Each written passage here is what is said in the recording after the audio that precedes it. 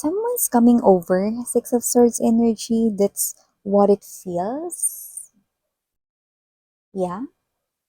So, mukhang ito ay nangyayari na ngayon, no? Puwedeng kung may pupunta man dito sa inyo or kung meron man dito na parang makikita ninyo, meron ng paggalaw, parang pag-aasikaso, wala pang ta-travel talaga, pero posibleng nag-aasikaso na ng parang mga papeles, contracts related, might be tickets, flights, or even, baggages, travel, bumibili na ng maleta, nag-aasikaso na ng gamit, dadalhin, kind of thing, pasalubong, whatever.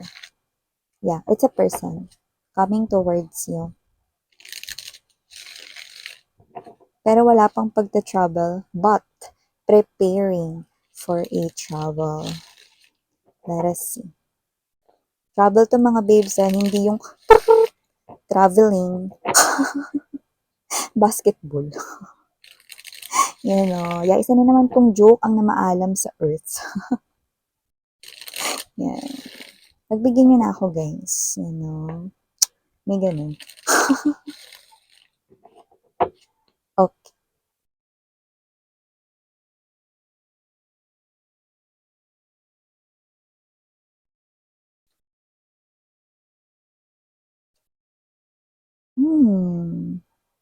It looks like you've known this person here. Kilala mo na siya, yeah. Parang kahit lumipas yung mga taon, no, this person's face is still familiar with you. Looks like a schoolmate right here or someone here na pwedeng childhood friend ninyo. Someone na matagal nyo naging kapitbahay, no, since young kayo. Or maybe this is someone here na nakasama mo no, during your young days. Doesn't have to be na nung childhood kayo. No? Pero pwede rin naman elementary, high school, college, or maybe this is someone here basta you've known for years. Yan, no? At kahit na parang makita mo siya ulit, no, alam mo at kilala mo pa din siya. Okay? It looks like there will be a reunion right here, okay, between you guys, whoever this is. Okay? So, yeah. Someone from the past. So, it looks like the universe is bringing this person here back to your life. So, pwedeng nagkaroon kayo nito ng pagkakalayo. Pwede rin kasi mga babes na kung sino man siya na may energy na, yeah, pwedeng naging maganda yung pagsasama ninyo. You could be soulmates but doesn't have to be that this guy or this woman right here likes you way back then, no? Pero pwedeng meron kayo ritong mga pagsasamang mga bonding moments na kay ganda, mga masasayang moments, tawanan, halakhakan kind of thing, no? So may ganon. The universe is bringing this person right here, no? Pero let's see more. Yeah, look at that. See? Just like what I've told you. Okay? Ace of Cups in reverse, Wheel of Fortune right here. Whoever this energy is, possible that this person here, you like each other, pero you like each other's company. Maybe you could be best friends way back then, and then you got separated, no? Because you need to, pwedeng mag-aral or mapunta sa ibang lugar, may asikasuhin, lumipat ng bahay, kind of thing, whatever. Diba? But kung sino man ito that you've known for years, you're gonna see this person here again. Okay, universe is bringing this person here back to you. Oh, chan ka. Wait, wait, wait, wait, wait.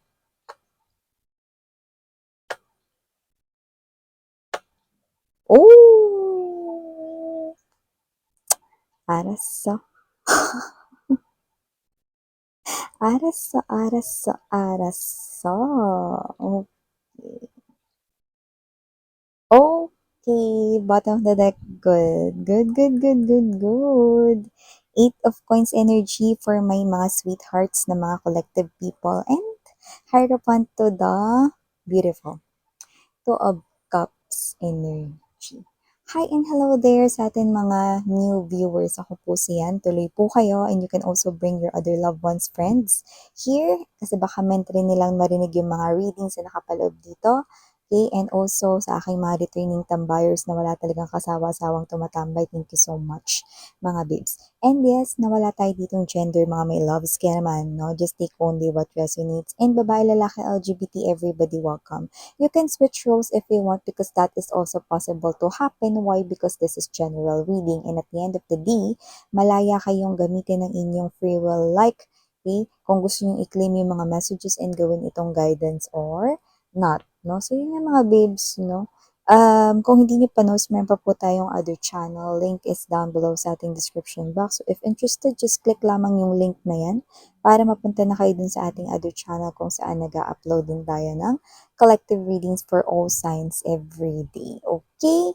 So, timeless tayo dito. Pwedeng nangyari to sa iba, mangyayari pa lang at sa iba ay nangyayari na ngayon. Kaya naman, just take only what resonates, ha? Inyo. And if you feel so connected with the reading, like you feel so drawn with the reading, no, na hindi niya maintindihan, then high chance this reading could possibly be yours for the taking, no? And why not? Beautiful message here na napipick up natin. So we have here someone that you've known for years. And it looks like matagal kayong hindi nagkita. Matagal mula nung huli mo siya ritong nakita, no? Yeah, pwede rin nagkaroon ng mini crush. Okay? Pwedeng kayo sa kanya noon or siya sa inyo noon, pero hanggang dun lang yon. Walang ligawan stage or whatever, no? Pero high chance, you just enjoy being each other's company. You just enjoy being magkasama way back before. Kwentuhan, na kahit na ano, everything under the sun. This is you, nag-enjoy kayo whenever you're together, you play, no, nang magkasama rito, no, and you have lots of fun, no, during those days nang may connection kayong dalawa, no. However, there's also separation right here because may mga nakita ko ritong different na mga salin na mga, mga oras at panahon, no, like meron ng mga iba't ibang seasons na dumaan, tumatanda na rin ang inyo ritong mga age, nadadagdagan na rin dito ang inyo rito, no, na maturity level because habang tumatanda kayong dalawa, nagkakaroon kayo ng kanya-kanyang mga personal dealings sa inyong life, no? So, kung sino man itong childhood friend or kung sino man ito na nakasama mo way back before during your young days, no? Possible na you are on the teenage days ninyo or maybe you are on your 20s or whatever, no? Basta you've got separated, no matter how long it is, no?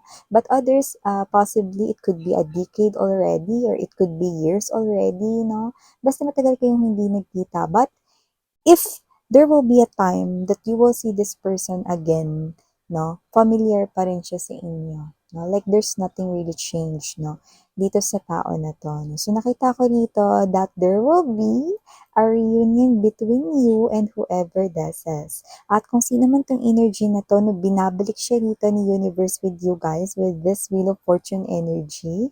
At nakita ko dito that Destiny is really being sassy right here, you know. Sometimes talaga na hindi natin maintindihan kung ano yung gustong gawin at gustong mangyari ni Destiny, no, sa ating mga buhay, no. And Destiny is being sassy right here sa inyo ditong love story, no. You've already been with relationships, no, sa iba't iba rito, no, na mga nakasalumuha, nakakonect ninyo, may mga exes na rin kayo, minsan na rin kayo mga na-in love, nasaktan, no, at iniwan. And then, there's this someone right here na makikilala ninyo, I mean, makikita ninyo ulit, no, and then, there's this kind of communication or connection, no, na muling magbabalik dito. But, just like what I've told you, okay, the universe is bringing back this person here and the universe is being sassy with your love life, no? Anong ibig mo sabihin dun, miss, yan? So, are you telling me na etong guy na to, itong woman na to na close kami dati, is ibabalik ni universe pero parang may iba kang sinasabi? Yes! Kasi kung sino man siya, this guy, this woman right here that you once got close with, okay, na hindi mo nakita ng matagal, makikita mo siya ulit, no? Pero, this close mo is iba yung role niya rito sa inyong life. Not your love partner. Not your lover in the future. not someone that you will connect romantically with. What? Yeah, I know. Kasi kahit ako nagulat din, no? So, anong role niya talaga sa life ko, Miss Yano? Wow, look at this, look at this. We have here the Knight of Cups energy. And this person here na lumalabas bilang iyong close friend is appearing as the Knight of Wands. Pinapakilala sa akin dito no, ni Universe through our cards energies, ang energy ng taong papalapit dito sa inyo na dati ninyong kaklose, no? Ang role niya is walang iba kundi being confirmed by this moon card energy. Ano, Miss Yan, dali? Kasi naman tong energy na to, no? Ang role niya, malaki. Hindi man siya rito ang romantically makakarelasyon ninyo, no? Kundi siya ang magiging bridge, moon card energy, magiging bridge upang makilala mo ang taong nakatakda para sa'yo. Look at that! Universe is being so sassy right here and I love it because they're orchestrating this very exciting, no? Like, parang wala ka rito talagang masabi na pag si Universe talagang gumalaw sa inyong life, sa inyong love life. Na see? So, this person na makikilala mo ulit, no? Or makikita mo ulit, I mean, is siya yung magdadala ng tunay na ka-destiny mo sa katauhan ni Knight of Cups energy. So what's the whole point? Yeah, kung sino man tong dati mong ka-close is only the messenger, the bridge, acting like a messenger na siya ang magdadala at magpapakilala sa iyo sa inyong one true love. Yan, no? Nakatakda here for you guys. The one destined for you, no? So, kung sino man to, lumalabas siya sa katauhan ng Knight of Cups, no? Very smart, very romantic, so sweet. This person right here is someone who's hopeless romantic. At kung sino man siya, no, this person here is someone who will be proud of you as his or her girlfriend or boyfriend, or pag naging kayo na, will be proud of you, no? Telling his or her friends and other coworkers right here about the guy, about the woman na mahal niya, and it happened to be you. Yeah, ikaw na nakatingin ngayon sa screen, no? Ikaw na kinakausap ko ngayon, no? Yeah, this is your person here, no? At makikilala mo siya sa pamamagitan rito, no, ng reunion mo ulit sa minsan mong naging close right here, no? The lovers is an indication na kung sino man yung magbabalik dito sa buhay mo ay magiging acting like a messenger, magdadala ng good news sa inyo about your love life. And I'm seeing two dolphins right here, symbols of happiness, contentment, and satisfaction in this commitment, romantic commitment here with this Knight of Cups ninyo. Wala tayong gender dito, babae, lalaki, LGBT, ha?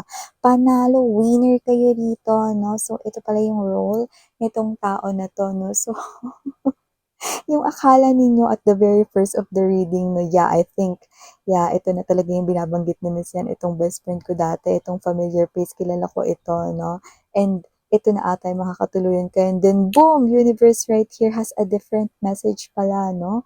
Related to this, and this is something here big that you do not see coming. And what I love about this, no, is that this is only a messenger right here bringing you, okay, to the real love of your life. And with this Eight of Pentacles, Hierophant energy, Two of Cups, you look at that.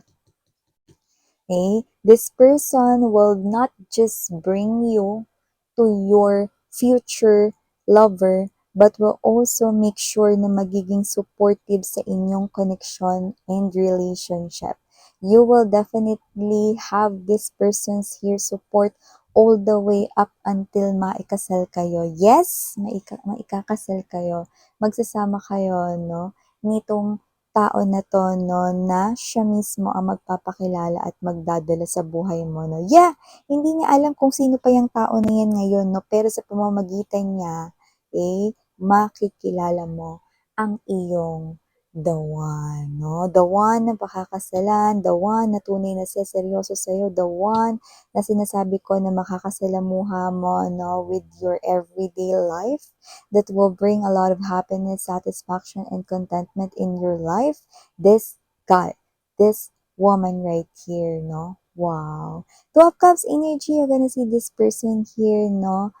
Soul through his or her eyes, through his or her actions, matches everything perfect, no? Kaya kasi naman tong energy na to, no, this is someone right here, no, that you never thought na may ganito palang klase ng, ng guy, woman.